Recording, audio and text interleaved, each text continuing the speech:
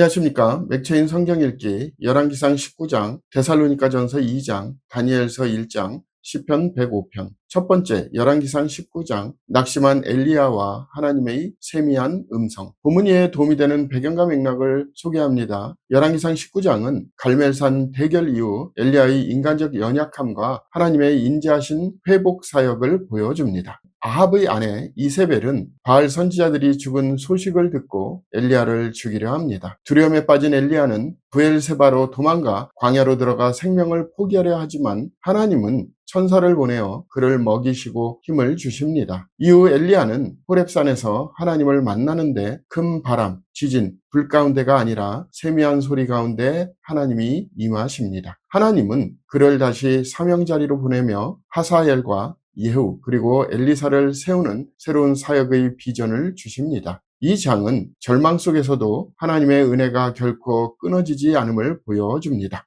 본문의 중요 구절을 소개합니다. 열왕기상 19장 11절 12절 여호와께서 이르시되 너는 나가서 여호와 앞에서 산에 서라 하시더니 여호와께서 지나가시는데 여호와 앞에 크고 강한 바람이 산을 가르고 바위를 부수나 바람 가운데 여호와께서 계시지 아니하며 바람 후에 지진이 있으나 지진 가운데에도 여호와께서 계시지 아니하며 또 지진 후에 불이 있으나 불 가운데도 여호와께서 계시지 아니하더니 불 후에 세미한 소리가 있는지라. 본문을 적용하는 데 도움이 되는 가이드라인입니다. 오늘날 우리는 큰 능력이나 화려한 결과 속에서만 하나님을 찾기 쉽습니다. 그러나 하나님은 조용한 내면의 순종과 묵상 가운데 임하십니다. 절망 중에서도 하나님의 세미한 음성을 들을 수 있는 영적 민감함이 필요합니다. 우리는 낙심 속에서도 하나님의 부르심과 사명을 다시 붙드는 믿음을 가져야 합니다. 두 번째, 데살로니가전서 2장, 복음 사역자의 진실한 마음. 본문 이해에 도움이 되는 배경과 맥락을 소개합니다. 데살로니가전서 2장은 바울이 자신의 복음 사역의 순수성과 헌신을 변호하는 부분입니다. 그는 박해 속에서도 담대히 복음을 전하였고 사람의 기쁨이 아니라 하나님을 기쁘시게 하려는 마음으로 사역했다고 고백합니다. 바울은 교만하거나 탐욕적인 목적이 아닌 부모처럼 자애롭게 성도를 섬겼음을 강조합니다. 또한 데살로니가 성도들이 말씀을 사람의 말이 아니라 하나님의 말씀으로 받아들였음을 칭찬합니다. 그러나 동시에 복음을 대적하는 유대인들의 방해로 인해 사역이 일시 중단되었음을 언급하며 성도들을 그리워하고 죄를 소망합니다. 이 장은 참된 복음 사역자의 자세와 성도의 신앙적 성숙을 보여줍니다.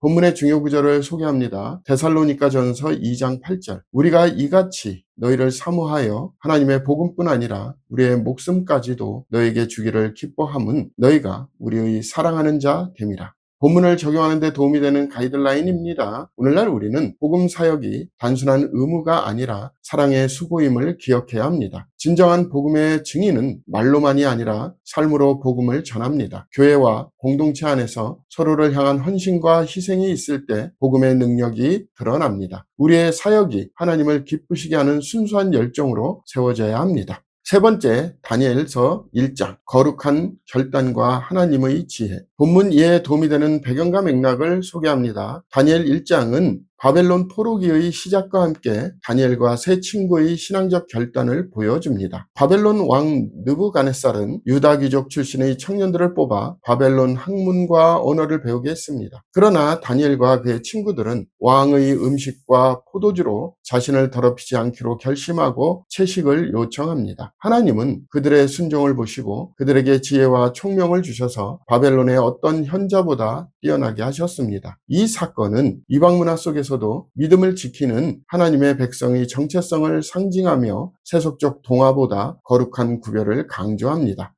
본문의 중요 구절을 소개합니다. 다니엘서 1장 8절 9절 다니엘은 뜻을 정하여 왕의 음식과 그가 마시는 포도주로 자기를 더럽히지 아니하리라 하고 자기를 더럽히지 아니하도록 환관장에게 구하니 하나님이 다니엘로 하여금 환관장에게 은혜와 긍휼을 얻게 하신지라. 본문을 적용하는 데 도움이 되는 가이드라인입니다. 오늘날 우리는 세속화된 환경 속에서도 신앙의 원칙을 지켜야 합니다. 하나님의 사람은 타협이 아니라 구별된 삶으로 세상에 영향을 줍니다. 거룩한 결단은 때로 손해처럼 보이지만 하나님은 그 결단을 통해 우리의 인격과 사명을 세우십니다. 신앙의 일관성이 결국 하나님의 영광을 드러냅니다. 오늘의 마지막 본문 시편 105편 언약을 이루시는 신실하신 하나님. 본문 이에 도움이 되는 배경과 맥락을 소개합니다. 시편 105편은 이스라엘 역사 속에서 하나님의 언약과 인자하심이 어떻게 이루어졌는지를 찬양하는 시입니다. 시인은 하나님께 감사하며 그분의 기이한 일을 선포하라고 권면합니다. 하나님은 아브라함과 이삭, 야곱에게 하신 언약을 세대에 걸쳐 지키셨습니다. 요셉이 애굽에 팔려간 일과 모세를 통한 구원, 가나안 정복까지의 모든 과정이 하나님의 신실하신 섭리 안에 진행되었음을 노래합니다. 이 시는 하나님께서 언약을 성취하시며 그분의 백성을 인도하시는 구속사의 큰 그림을 보여줍니다. 본문의 중요 구절을 소개합니다. 시편 105편 8절 9절. 그는 그의 언약 곧 천대에 걸쳐 명령하신 말씀을 영원히 기억하셨으니 이것은 아브라함과 맺은 언약이고 이삭에게 하신 맹세이며 본문을 적용하는 데 도움이 되는 가이드라인입니다. 오늘날 우리는 하나님의 언약이 결코 변하지 않음을 믿어야 합니다. 세상의 약속은 흔들리지만 하나님의 약속은 세대를 넘어 이어집니다. 우리의 신앙은 환경이 아니라 하나님의 신실하심 위에 세워져야 합니다. 그분의 약속을 붙잡는 것이 곧 흔들리지 않는 믿음의 길입니다.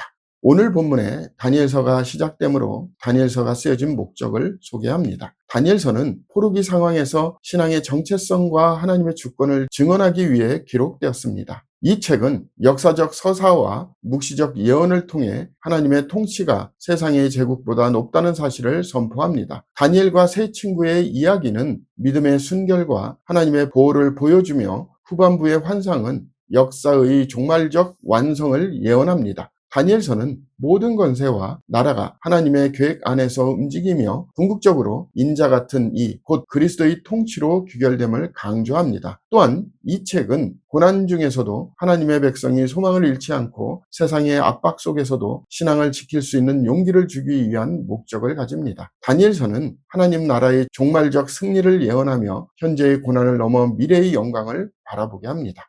감사합니다.